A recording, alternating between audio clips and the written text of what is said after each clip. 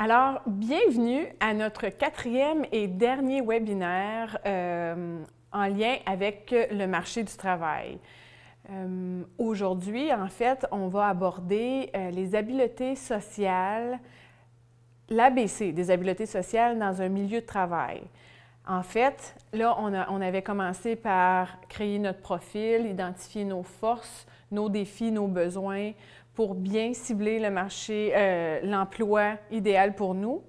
Suite à ça, on a fait notre préparation, préparé notre curriculum vitae, notre lettre de motivation qu'on a envoyée. La dernière, il y a 2 semaines, on a parlé de l'entrevue et du processus d'entrevue. Et là, finalement, on a un emploi, mais il demeure qu'il y a des règles sociales qui ne sont pas toujours dites, qu'on ne connaît peut-être pas et qui sont très importantes pour nous permettre, une fois qu'on a un emploi, de maintenir notre emploi. Aujourd'hui, on va simplement énumérer, jaser de ces règles sociales-là qu'on appelle souvent implicites. Donc, généralement, on les connaît sans même les avoir appris de façon... sans même que ça ait été enseigné. Par contre, on va tenter, dans la mesure du possible, de les expliciter pour les connaître.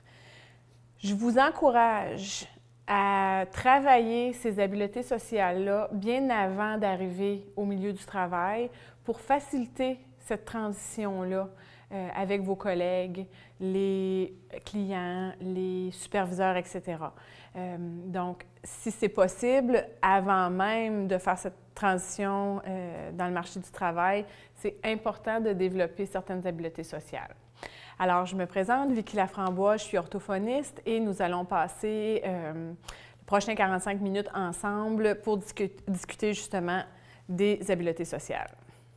Alors, nous allons voir d'abord les 10 règles implicites des relations sociales telles qu'explicitées par Temple Grandin et Sean Byrne. Donc, en fait, ce sont des règles de base qui sont importantes à connaître parce que ça peut nous éviter plusieurs faux pas dans un environnement de travail et ailleurs. Hein? En fait, là, on parle de l'environnement de travail parce que c'est le titre de nos ateliers, c'est le marché du travail, mais vous pouvez les appliquer partout dans vos relations interpersonnelles. Il y a aussi Michelle Garcia-Winner et Pamela Cook qui vont nous proposer la perspective d'autrui. Très important de développer le plus possible ces habiletés. Vont nous parler aussi des 4 étapes de la communication et quels sont les facteurs de réussite de la communication sociale. Alors, on va aborder ces points-là. On va aussi aborder les règles d'art de la conversation parce que, veux pas, dans votre contexte de travail, comme on l'a déjà dit, vous allez nécessairement devoir avoir des conversations avec vos collègues, vos superviseurs. La fréquence reste à voir, mais si vous êtes informé, ça va beaucoup mieux se passer. Et enfin, on va voir quelques astuces qu'on vous propose que vous pouvez mettre en pratique dans votre environnement de travail. Alors, allons-y. Quelles sont ces 10 règles non écrites des relations sociales ou un mystère? D'abord, gardez en tête que les règles ne sont pas absolues et qu'elles varient en fonction de la situation et des personnes. En fait, là, ce qui est important, c'est de développer une certaine flexibilité cognitive. Quand je parle de flexibilité cognitive, c'est que si ce n'est pas instinctif chez vous de regarder les situations et de tenter de voir s'il y a d'autres façons de les comprendre, vous allez avoir une rigidité qui, à certains moments, ne correspond pas à la situation. Donc, évitez là d'utiliser toujours, jamais. Déjà là, ça va ça va nuancer, il va y avoir une petite nuance de gris en fonction toujours de la situation et des personnes. C'est vrai que les règles sociales peuvent être réconfortantes Par exemple, si on sait qu'on connaît nos règles sociales quand on arrive dans un groupe, qu'on sait comment se présenter, s'introduire, c'est réconfortant. Par contre, ça peut aussi être très contraignant parce que si on utilise toujours la même structure avec la même rigidité dans tous les contextes, on va vite se rendre compte que parfois c'est inapproprié et les gens vont nous percevoir comme quelqu'un de très maladroit socialement. Alors, c'est très important de garder une certaine flexibilité. Et il ne faut pas oublier une chose, hein? Chaque règle peut avoir une exception. Si vous êtes incapable de concevoir cette exception-là, que vous n'êtes pas capable de vous l'imaginer, moi, je vous encourage toujours à demander, poser les questions, demander aux gens autour de vous, c'est le meilleur moyen. Vous demandez simplement, bien, qu'est-ce que ça veut dire, pourquoi il y a eu un changement, pouvez-vous m'expliquer? Et ça va vous permettre de comprendre et la fois suivante, de mieux vous adapter. Donc, n'oubliez pas que les règles, ce n'est pas absolu et que ça va varier. Donc, ça peut varier d'une journée à l'autre. Je vous donne un exemple bien concret. Vous travaillez au service à la clientèle pour une entreprise et lundi, il y a une cliente très insatisfaite qui arrive, qui veut retourner quelque chose qu'elle a acheté. Bon. Et votre description de tâche, votre rôle ne vous permet pas de prendre cette décision-là. Vous devez aller chercher votre superviseur qui, lui, va prendre la décision finale. Il vient avec vous il explique bien gentiment à la cliente que ce n'est pas possible de retourner un item, que l'item il n'y a pas d'étiquette, peu importe les raisons, et que le règlement du magasin ne permet pas le retour de ce vêtement-là. Bon, voilà, première expérience. 3 jours plus tard, vous êtes encore au service à la clientèle. Un autre client se présente avec un peu la même situation. Il veut retourner un item qu'il a acheté quelques jours auparavant. Vous retournez chercher le superviseur, qui est le même, qui revient, qui discute avec la cliente pour finalement lui accorder l'échange ou le remboursement. On a exactement, à prime abord, quand on regarde ça, on a une situation identique. Par contre, là, il nous manque certainement des informations. Le superviseur connaissait la première cliente qui vient de façon régulière à toutes les 2 fois qu'elle achète quelque chose. Elle le porte, elle veut le rapporter après. Il était conscient de tous ces aspects non dits-là. Donc, de là, le refus. La deuxième cliente est aussi une excellente cliente qui est très honnête, qui vient acheter fréquemment puis qui ne se plaint jamais. Donc, elle avait des bons motifs. Alors, à ce moment-là, vous voyez que la règle peut varier. Et ce n'est pas à nous, à ce moment-là, d'informer la cliente « mais je ne comprends pas », parce que là, il a dit oui à l'autre ou il a dit non à l'autre. En fait, c'est là où c'est important de connaître le contexte et de se rendre compte que ce n'est pas absolu. OK, excellent. Deuxième règle implicite, tout n'est pas aussi important dans le grand schéma des choses. C'est beau, hein? Alors, qu'est-ce que ça veut dire maintenant? Ça veut simplement dire que chaque situation, essayez de ne pas trop dramatiser. OK? On peut prendre une situation et en faire une montagne pratiquement insurmontable, mais on peut aussi prendre la même situation et la traiter très différemment pour se rendre compte qu'en bout de ligne, avoir une attitude plus détendue, moins stressée, moins paniquée et moins s'en faire, on va tout aussi bien résoudre la problématique. D'accord? Alors, un autre exemple, vous êtes dans un environnement de travail, vous avez un collègue qui vous fait une remarque que vous jugez désobligeante. Bon, on peut transiger ça de 2 façons.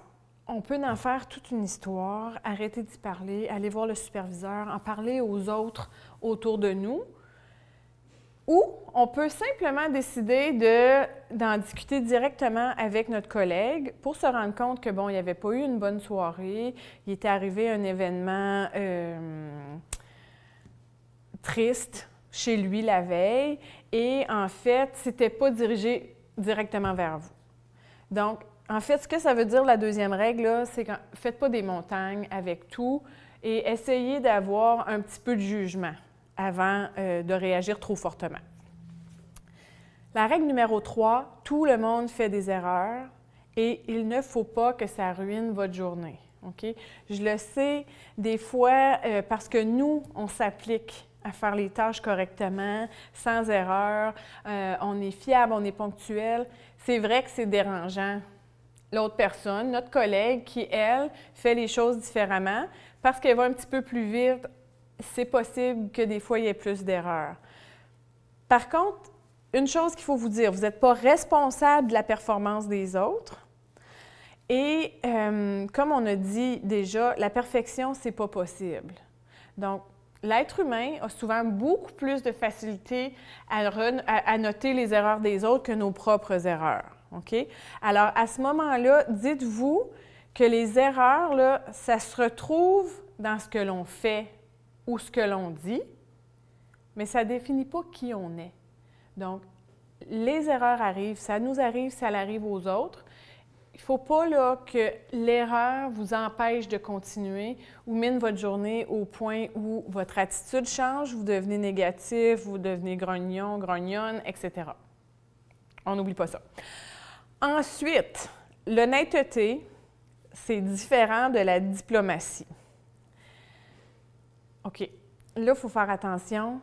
On a tendance à être des gens intègres. Et pour nous, la vérité, c'est à peu près ce qui est le plus important.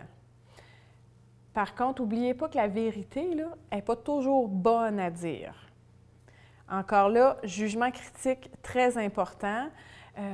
Si, par exemple, vous êtes en réunion et votre superviseur apporte une idée que vous trouvez complètement farfelue et vous savez très bien que dans le grand schéma des choses, ce n'est pas vraiment réaliste, là, il faut se questionner. Hein? Avant d'avancer et de dire « je m'excuse, l'idée ne va pas fonctionner pour telle et telle et telle et telle bonne raison », à ce moment-là, ce n'est pas votre rôle. Donc, c'est une vérité, vous avez raison, mais il vaut mieux ne rien dire. D'accord?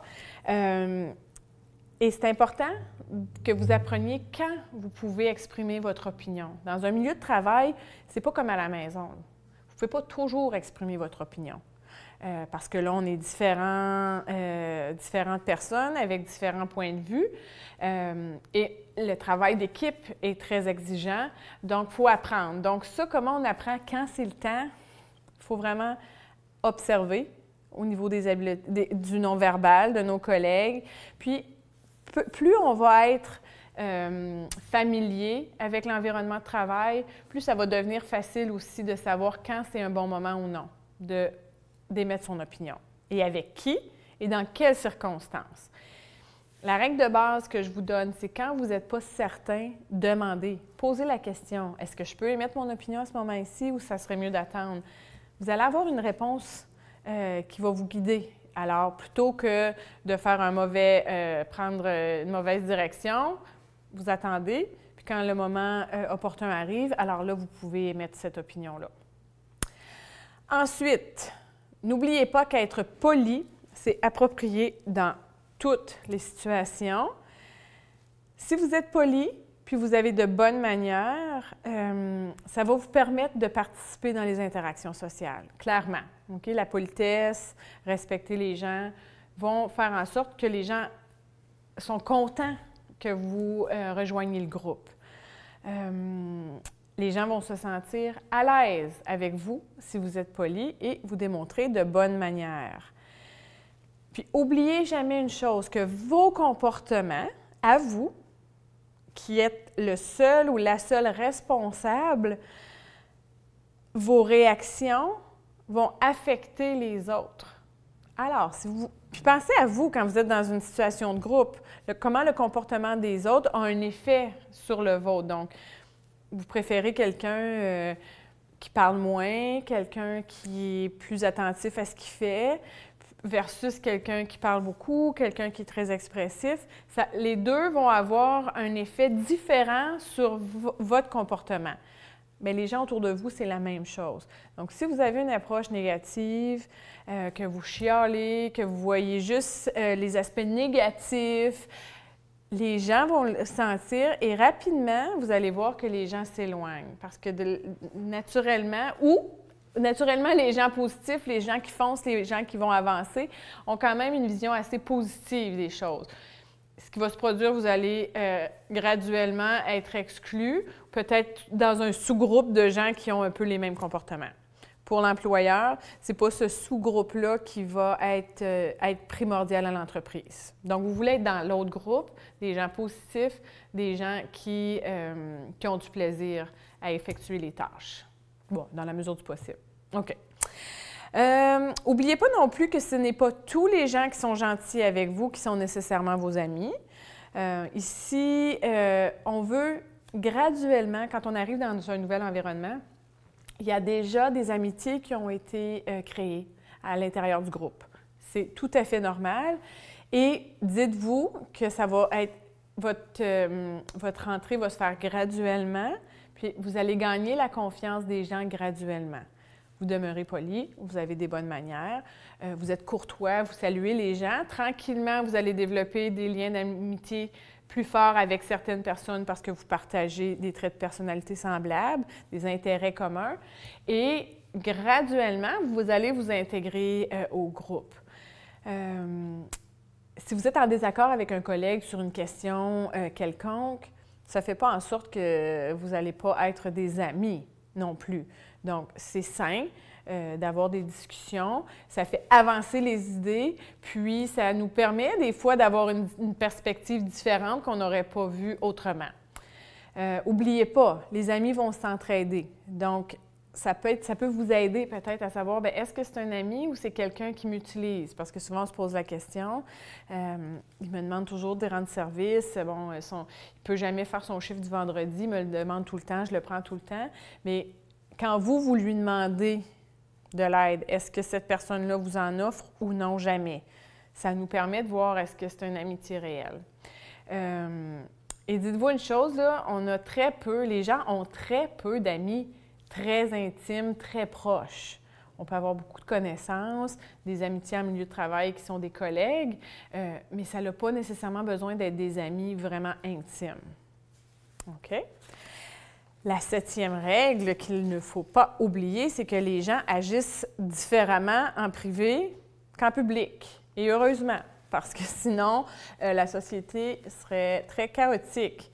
Donc, ce qui veut dire que les gens peuvent penser différemment de ce qu'ils disent. Ce n'est pas nécessairement toujours de l'hypocrisie.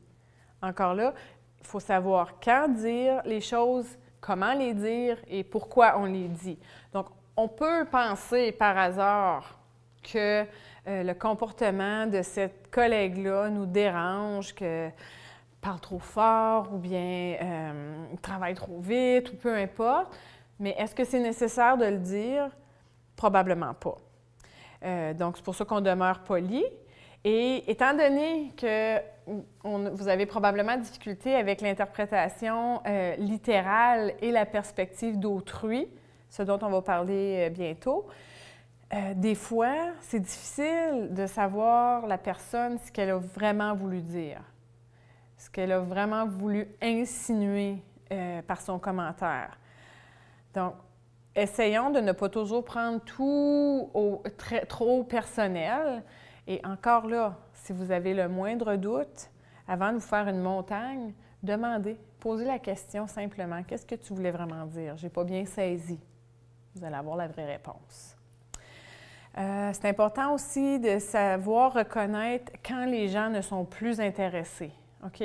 Ça demande une observation des comportements non verbaux. Alors, à un moment donné, si la personne ne vous regarde plus, tente les comportements verbaux, elle essaie de changer de sujet, elle commence à parler à la personne à côté de vous. Les yeux, le mouvement des yeux va vous en dire beaucoup. La personne n'est plus intéressée, donc il vaut mieux arrêter. avant qu'il soit comme trop tard, puis que la fois d'après, elle fasse un grand détour pour vous éviter. Apprenez à ne pas monopoliser la conversation, donc avoir des longs monologues sur un sujet de conversation. De toute façon, les monologues, bien là, quand on fait un webinaire, on peut avoir un monologue qui dure longtemps, là, mais à part de ça, il faut laisser la chance aux gens de donner un commentaire, de répondre à nos questions, d'exprimer leur opinion. Donc, c'est à proscrire les monologues. Donc, assurez-vous de ne pas partir sur une tangente là, avec un sujet de conversation qui vous passionne. Apprenez aussi qu'est-ce qui est approprié de partager. Il y a des informations qui vous appartiennent et probablement que les autres ne veulent pas le savoir. Bien, gardez ça pour vous. Parce que là, si vous commencez à tout dévoiler, il y a des gens qui vont être mal à l'aise, il y a des gens qui vont essayer de vous éviter. Alors, attendez d'être certain que vous pouvez confier cette information-là à la personne avant de lui dire. Et en fait, on va faire des erreurs. Il faut simplement apprendre à se corriger. Donc, la fois d'après, on a appris que ce n'était pas une information importante à révéler. La fois d'après, on s'abstient d'en parler. OK. S'intégrer est souvent lié au fait de laisser entendre que vous êtes intégré. Ça, je vais vous dire ça en anglais parce que c'est ma phrase préférée. En anglais, on dit « fake it till you make it ». On peut faker toute notre vie, mais en fait, pour pouvoir vous intégrer, il faut faire vraiment semblant que d'abord, que vous voulez être intégré et vous allez devoir, d'une certaine façon, vous conformer au groupe. On ne veut pas vous changer, là. Ce n'est pas ici le but de se changer, de changer de personnalité, de changer d'intérêt. Par contre, il y a comme ce qu'on appelle une semi-conformité, qui va vous permettre de vous intégrer au groupe. Si vous êtes tellement différent, tellement pas intéressé, tellement, bien, les gens ne seront pas enclins à aller vers vous et à vous accueillir dans leur groupe. Trouvez-vous des stratégies qui vous permettent de vous conformer davantage. Puis là, ça nous amène à parler d'une belle traduction du bavardage poli, le chit-chat, c'est du bavardage poli. Alors, l'importance. Puis souvent, je me fais dire par les étudiants, ça ne sert à rien, on parle de rien, la température, à l'eau. En fait, c'est vrai. C'est vrai même pour tout le monde, là. Le petit chit-chat qu'on fait quand on rencontre quelqu'un, ça a un sens. Mais là, on ne s'en va pas dans le sens littéral de la conversation. C'est un des premiers moyens après le contact visuel. Parce que si on regarde une personne, notre contact visuel lui dit « OK, j'aimerais ça avoir un entretien avec toi, verbal, non verbal. » Mais ensuite, il faut dire quelque chose. Donc, ça va, il fait beau, peu importe. Donc, on reste sur des terrains neutres.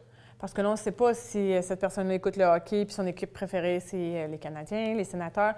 On ne se lance pas là-dedans tout de suite. Donc, on demeure sur des terrains neutres, puis ça, il faut se pratiquer, en fait, pour la petite conversation.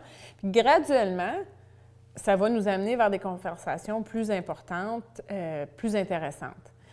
Mais c'est comme une des premières étapes qui est assez nécessaire de respecter. Parce que sinon, si vous arrivez directement dans le vif du sujet, la personne risque d'être bien mal à l'aise et de ne pas trop savoir comment s'adresser à vous. Puis en fait, la dernière règle implicite, c'est que les gens sont responsables de leur propre comportement.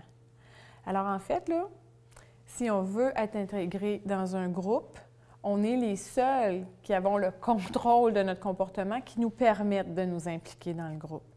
On est des adultes, on est sur le marché du travail, on est sérieux, on est autonome. Il n'y a personne qui va vous prendre par la main pour vous amener dans un groupe. Comme il n'y a personne qui a amené les autres personnes à l'intérieur du groupe.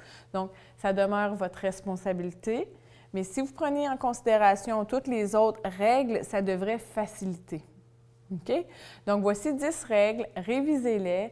Et si vous avez la chance de les mettre en pratique, de les travailler, de les étudier, je vous encourage grandement parce que ça facilite ensuite la généralisation. Alors, maintenant, on va aborder la perspective d'autrui. En fait, la pratique des habiletés sociales qui est reliée à la perspective d'autrui va avoir le plus grand impact potentiel sur notre façon de communiquer avec les autres. Pourquoi? Parce que si on est en mesure de comprendre comment l'autre personne pense, pourquoi la personne agit d'une certaine façon, bien, on va pouvoir modifier notre réponse en fonction des situations émotionnelles qui vont être beaucoup plus prévisibles. Alors ici, il y a 7 principes de base que je vais vous expliquer et ça sera à vous de trouver des stratégies qui vous permettent de percevoir un peu ce qui se passe chez l'autre personne. Est-ce que ce sera 100% naturel? Probablement pas, puisque ça demeure un de vos plus grands défis. Par contre, en étant informé et en se trouvant des stratégies à nous, bien, on peut compenser certainement et rendre nos interactions plus naturelles et plus faciles. Donc d'abord, il y a nos pensées. C'est important de comprendre que nos pensées ne sont pas les pensées de la personne devant nous. Donc, on doit s'arrêter, réfléchir à ce que l'autre personne pense. Il faut faire ça constamment. Donc, moi, j'ai cette pensée-là en ce moment. Instinctivement, peut-être que j'ai l'impression que tout le monde dans la pièce pense de la même façon. Je dois consciemment m'arrêter et essayer de réfléchir à comment l'autre personne pense. Je peux regarder son non-verbal au niveau visuel, si, bon, elle a l'air mécontente, très heureuse. Ça va me donner des indices. On ne peut jamais à 100% savoir ce qu'une autre personne pense. Personne. Par contre, il y a des indices qui nous aident. Et ça, en réfléchissant à la pensée des autres, ça va nous permettre de savoir un peu c'est quand le bon temps d'agir. Est-ce que c'est un bon moment pour poser ma question? Donc, si je pense que la personne a la même réflexion que moi au même moment, clairement qu'elle aussi, elle pense que c'est un bon moment pour poser la question. Mais c'est loin d'être la réalité. Donc, je dois vraiment m'arrêter et réfléchir. Ensuite, il y a nos émotions qui sont très liées à nos pensées. Nos émotions font partie de notre journée de travail.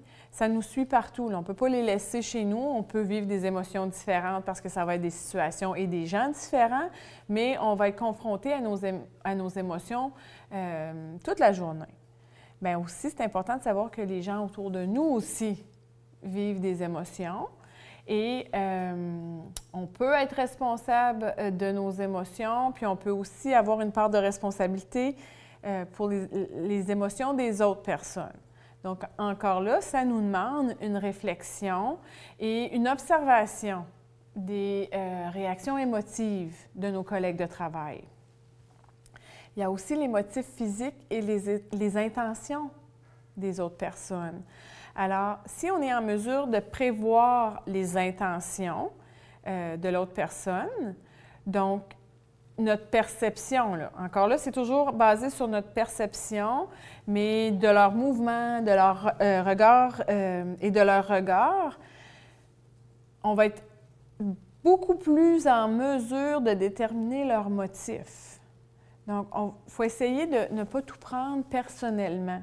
Donc, c'est pour ça que c'est important de réfléchir à la façon dont les autres réfléchissent. En fait, c'est beaucoup ça, la perspective d'autrui.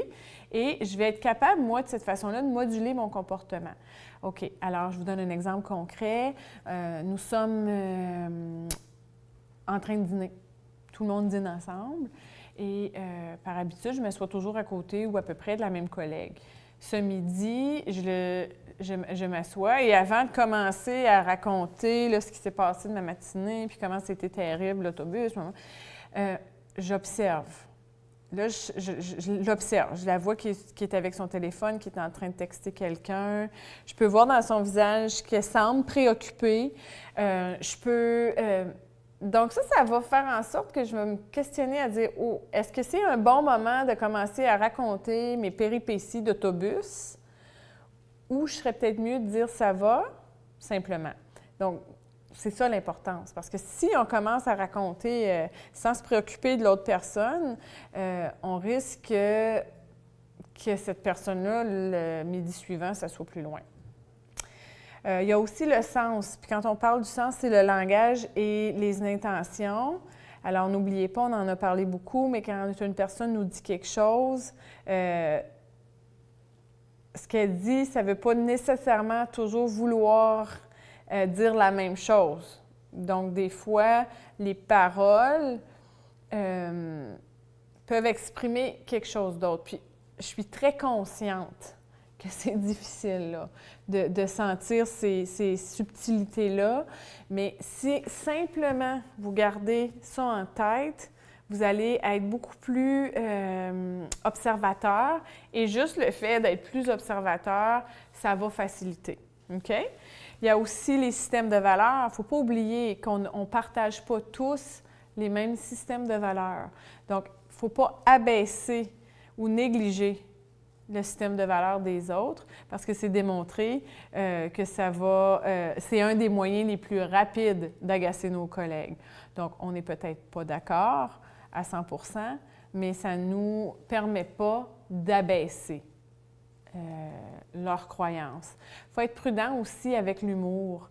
Il y a des blagues, il y a toutes sortes de blagues qu'on peut faire, mais si on ne connaît pas l'orientation sexuelle, culturelle de nos collègues, il faut être très prudent parce que notre blague qui était simplement pour détendre l'atmosphère ou qui était finalement inoffensive peut avoir un impact très négatif et blesser l'autre personne. Donc, il faut faire attention à cet aspect-là.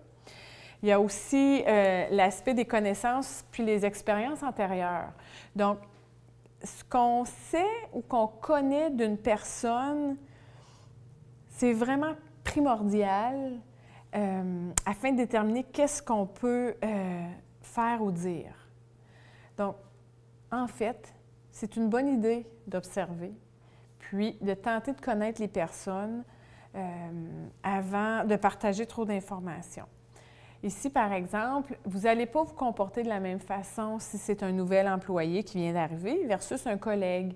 Vous savez qu'avec un collègue, vous pouvez être beaucoup plus technique dans la façon de vous adresser, alors qu'avec le nouvel employé que vous connaissez très peu et dont vous ne connaissez pas ou très peu les compétences, il va avoir besoin de peut-être plus d'accompagnement, mais votre discours va être différent. Donc, c'est important de connaître la personne pour être en mesure d'avoir une conversation plus naturelle. Puis en fait, on a aussi notre personnalité.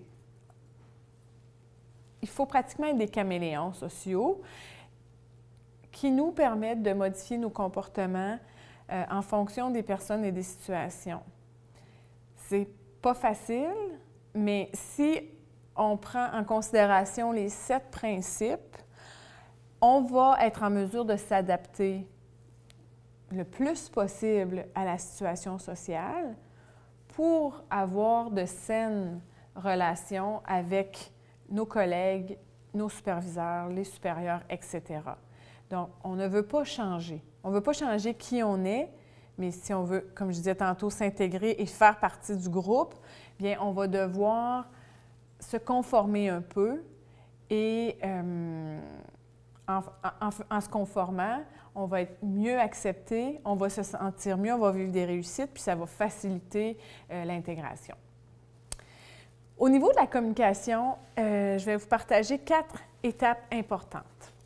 Donc d'abord, c'est important de penser aux gens avec qui vous souhaitez communiquer. Alors, il faut déterminer à qui on veut parler, puis pourquoi on veut y parler.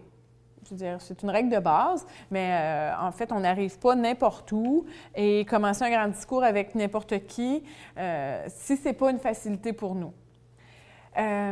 Si on ne connaît pas bien une personne, tentez d'abord d'établir ce que vous connaissez d'elle. Donc, dans un milieu de travail, vous ne connaissez peut-être pas grand-chose de la personne, mais en fait, vous savez que vous travaillez au même endroit. Alors, ça fait combien de temps que tu travailles ici? Donc, on va aller avec des informations qu'on connaît. Puis c'est là que c'est important de ne pas, nous, se mettre à divulguer trop d'informations personnelles. Et c'est là où c'est important de faire bien attention au monologue puis commencer à parler d'un sujet d'intérêt particulier qui risque de, en fait, de déranger l'autre personne, puis elle va avoir une idée peut-être moins positive de nous qu'on aimerait. Essayez, dans la mesure du possible, de jamais commencer à parler à quelqu'un sans juste avoir pris un petit peu de recul avant pour réfléchir. Juste pour vous dire, OK, je vais aborder cette personne-là, je ne la connais pas. Juste une petite réflexion, OK, je vais commencer avec « Allô, ça va? » Et après ça, la conversation devrait couler plus naturellement.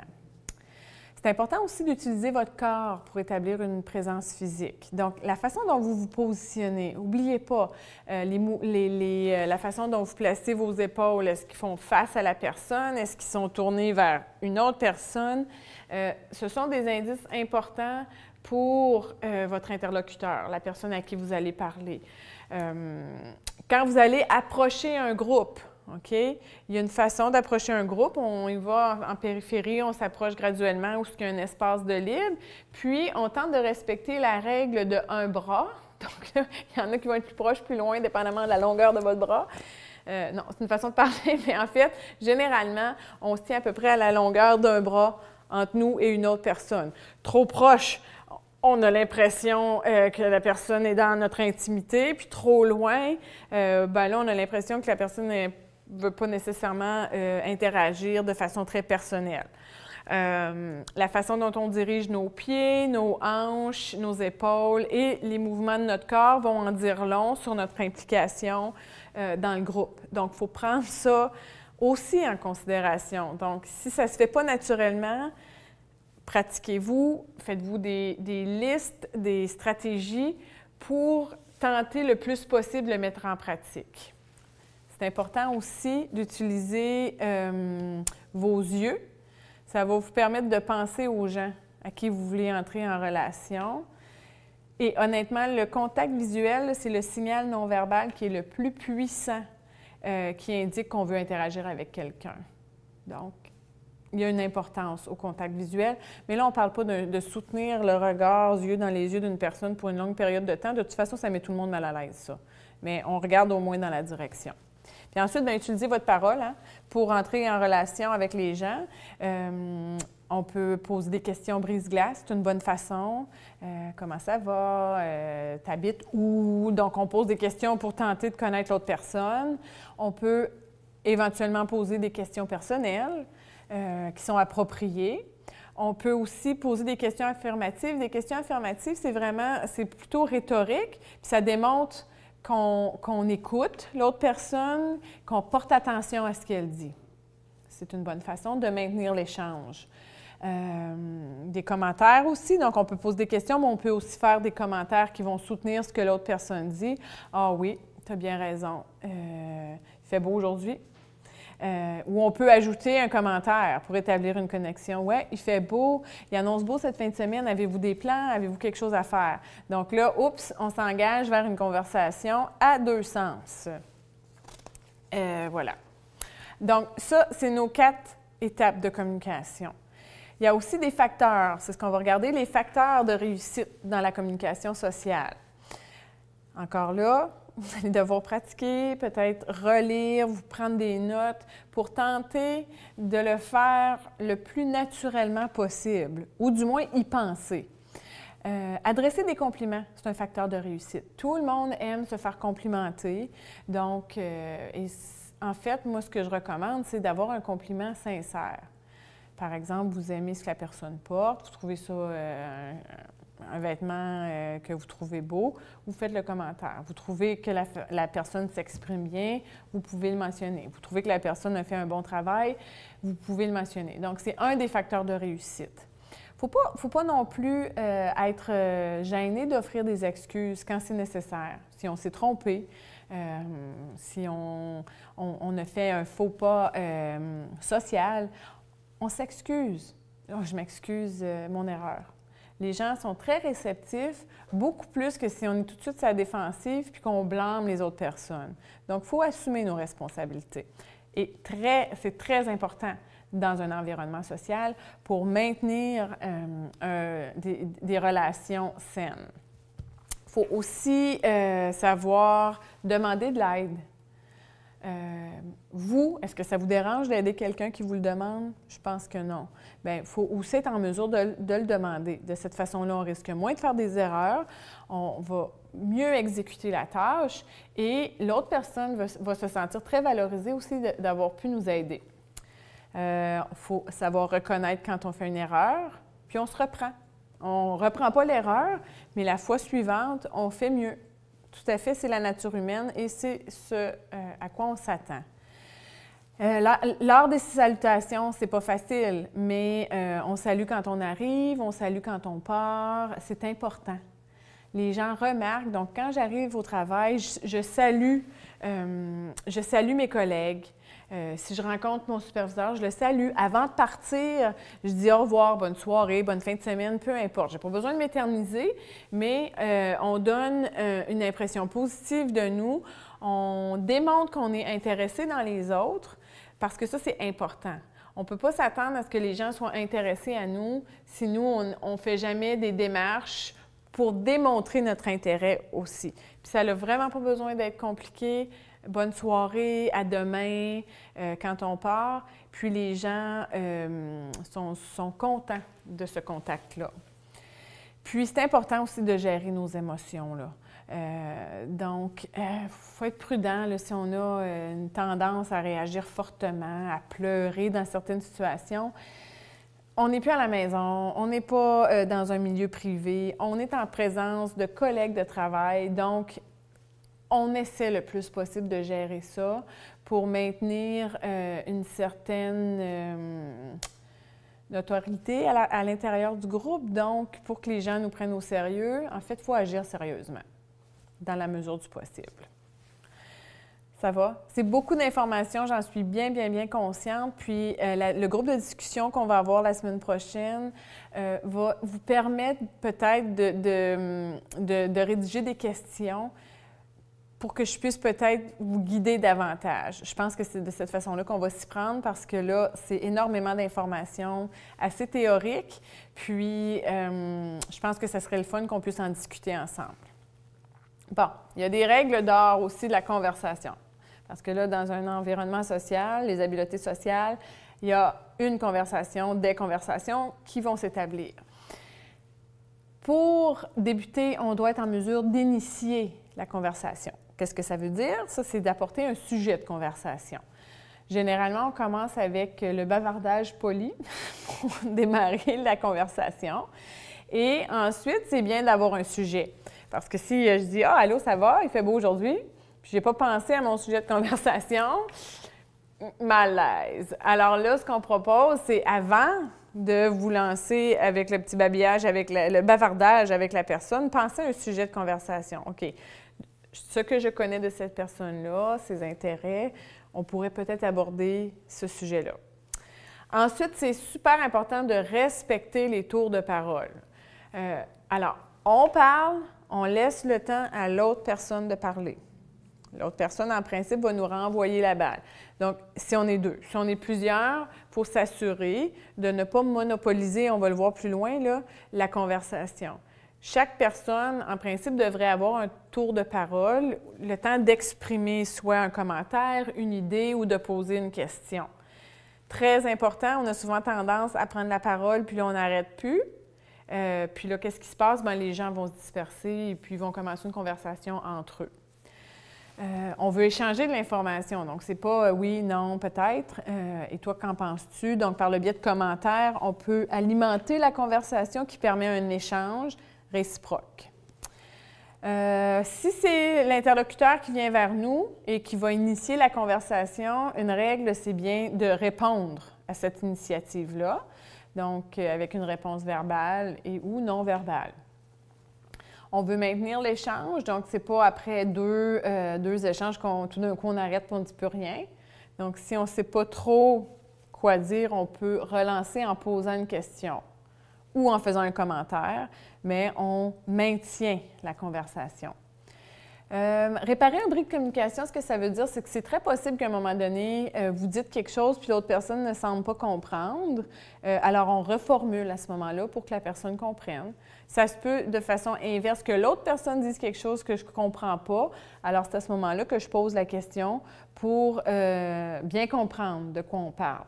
Faire semblant de comprendre, à un moment donné, on va être perdu puis on va être complètement hors sujet avec nos informations. Puis, il y a une façon aussi de terminer l'échange. Alors, quand c'est terminé, ça m'a fait plaisir de parler avec toi, j'aimerais ça qu'on se reprenne, etc. Donc, simplement une petite phrase qui met fin à la conversation, puis les deux ou le groupe sachent que on pourra se reprendre ou bien que présentement, c'est terminé. Donc, ce sont des règles qu'il faut maîtriser pour assurer un succès dans nos conversations. Il y a des stratégies efficaces aussi pour la conversation dirigée. Donc, le locuteur, la personne qui parle, doit s'assurer de ne pas monopoliser la conversation. Là, je pense qu'on en a parlé beaucoup. Doit regarder les autres. Puis, il faut faire des pauses. Les pauses, c'est le meilleur moment d'arrêter de parler, de regarder les gens autour de moi. Là, je vais voir, est-ce qu'ils sont d'abord encore intéressés, vous vous souvenez? Si, en fait, il n'y a plus personne qui me regarde, ou bien là, ils sont tous en train de faire d'autres choses avec leur téléphone ou avec... Ils écrivent des notes, c'est un signe qu'ils sont peut-être moins intéressés. Est-ce que dans leur visage, je peux voir qu'ils ne comprennent absolument pas de quoi je parle? Est-ce qu'ils sont en train de parler entre eux? Donc, la pause me permet de faire ces observations-là, puis de modifier mon comportement. Et la pause, en fait, ça l'évite de monopoliser. Puis quand vous faites une pause, moi, je conseille toujours de rediriger vers quelqu'un d'autre. Parce que des fois, j'ai vu, on prend une pause puis on recommence. En fait, c'est un bon moment, la pause, de dire « Puis toi, qu'est-ce que tu en penses? D'après toi? » Et on redirige la conversation. Il faut poser des questions. C'est une excellente stratégie pour engager l'autre personne. Les gens aiment ça être questionnés par rapport à eux. Et, règle générale, ils vont vous questionner aussi par rapport à vous. Puis, on veut maintenir le sujet de conversation. C'est vraiment pas toujours facile. On parle de quelque chose. C'est pas le temps, là. Tout d'un coup, vous avez une idée. « Oh mon Dieu, je voudrais parler de ça », de changer le sujet rapidement, sans préavis. Conversation normale, le sujet de conversation va évoluer puis va prendre différentes directions. C'est tout à fait typique. On ne parle pas pendant 5 minutes de la température qu'il a fait ou de ce qu'on va faire la fin de semaine prochaine. Ça nous amène naturellement vers « Ah, bien, on pense d'aller faire une promenade en forêt, vous autres, puis là, nous, puis là, oups, ah oui, ça me rappelle quand on est allé. » Donc, vous voyez, on bifurque, mais toujours dans un sujet connexe.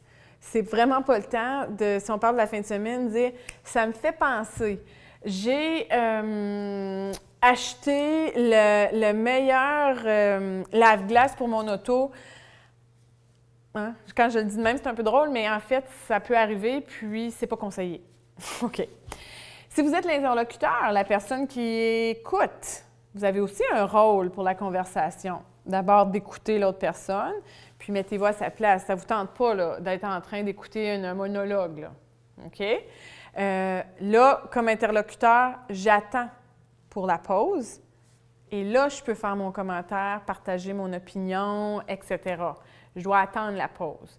Et ça, c'est un bon exercice. Si la personne ne fait pas de pause, je trouve que ça nous met dans le contexte où « Ah, c'est ça que ça fait finalement, quand la personne parle sans arrêt. » Et on peut fournir des indices aussi. Si on est intéressé, hochement de tête, on regarde vers la personne. Si on ne comprend rien, ça peut être dit là, avec nos yeux, dans le non-verbal.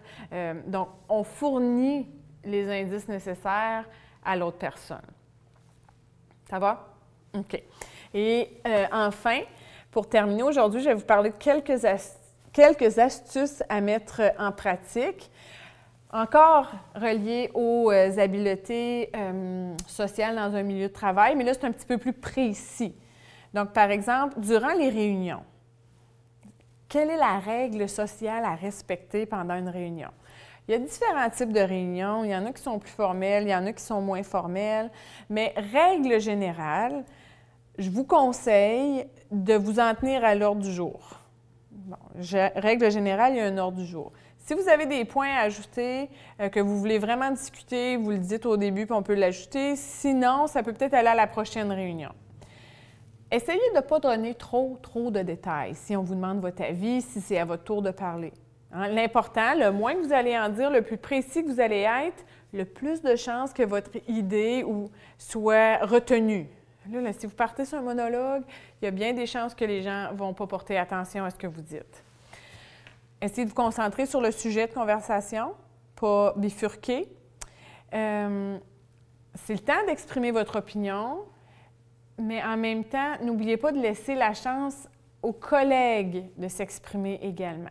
Puis il y a certains types de réunions où on va moins vous demander votre opinion. Si par exemple, le président de la compagnie ou vient vous faire une présentation sur un nouveau produit, c'est probablement pas le temps de lever votre main pour donner votre opinion par rapport à la façon de le mettre en marché. Il y a d'autres façons de s'y prendre, mais dans le contexte de la réunion, c'est inapproprié. Okay? Donc, pendant les réunions, concentrez-vous à l'essentiel, puis à parler quand c'est votre tour est nécessaire. Travail d'équipe aussi. En fait, qu'est-ce que c'est la définition d'un travail d'équipe? C'est que les gens vont participer en partageant leur imaginaire vers un projet semblable, un projet commun, c'est le mot que je cherchais. Alors, c'est important que chaque membre de l'équipe puisse partager ses idées. On va certainement penser que notre idée est la meilleure, donc on peut essayer de la vendre, mais il faut être prudent. Si on veut que ça se termine bien et que ça fonctionne bien, le travail d'équipe, il faut respecter les idées, puis il faut en fait tenter de mettre toutes nos idées ensemble. Travail d'équipe, il y a des règles qui existent par rapport à ça, comment s'y prendre pour que ça fonctionne mieux. Donc, ce serait quelque chose que vous pouvez peut-être rechercher. L'importance de respecter la hiérarchie dans un milieu de travail. On entend souvent, la hiérarchie, c'est juste parce que là, il y a des boss qui veulent gérer des boss, qui veulent gérer des boss, mais en fait, non, pas nécessairement, peut-être à l'occasion, mais en fait, c'est vraiment une organisation qui va permettre à une entreprise de fonctionner d'une façon prédictive et efficace. Si on a une bonne hiérarchie, tout le monde a son rôle à jouer pour assurer que le déroulement du quotidien soit pratiquement sans faille. Alors, c'est important de respecter la hiérarchie. On s'attend, quand vous êtes un nouvel employé, que vous posiez des questions. On s'attend aussi que ça s'estompe avec le temps, surtout si vous faites les mêmes tâches. Et il y a une chose qu'il faut respecter aussi, c'est de ne pas passer par-dessus notre superviseur immédiat si on a une idée ou quelque chose à partager. C'est important de respecter et d'aller parler à notre superviseur. Et enfin, les amitiés dans un milieu de travail, est-ce que c'est permis, pas permis? Certainement, les employeurs vont encourager une certaine camaraderie à l'intérieur du travail parce que les gens, s'ils s'entendent bien, sont plus efficaces, travaillent mieux, ont plus de bonne humeur. Il y a beaucoup d'effets positifs. Où on doit faire attention, c'est pour pas que notre amitié empiètre sur notre travail. Donc, prendre des plus longues pauses parce qu'on a trop de choses à se raconter, arrêter de travailler parce qu'on a des choses qu'on veut faire ensemble, ignorer les gens autour, pas vouloir travailler avec les autres personnes parce qu'on est trop amis. Donc, là, c'est la règle de base. Faut être capable d'établir les amitiés et le milieu de travail. Puis, on ne va pas s'entendre équitablement avec tout le monde. L'important, c'est simplement de demeurer poli et courtois dans notre environnement de travail avec nos autres collègues. On n'a pas besoin de faire semblant d'être l'ami de tout le monde, mais on demeure poli. OK? Donc, c'est quelques astuces. Il y en a plein d'autres, mais je pense que là, on a fait le tour des habiletés sociales que vous allez rencontrer. Qu'est-ce qui va favoriser votre intégration et votre réussite sur le marché du travail? Donc, d'ici la semaine prochaine, ce que je vous demande en fait, c'est reprenez toute cette information-là et si vous avez n'importe quelle question, des situations particulières qui vous sont déjà arrivées, etc., bien, ça va nous permettre de faire un échange. Puis là, à ce moment-là, j'aimerais ça que tous les participants, on ait la chance de partager nos expériences, les stratégies qu'on a mises en place et ça va me permettre aussi de vous guider un peu. Sur ce, je vous dis une bonne fin de journée. Je vous dis aussi merci d'avoir participé au webinaire. Ce fut un plaisir pour moi d'animer les 4 et j'attends avec impatience notre dernière rencontre de la semaine prochaine. Bonne journée!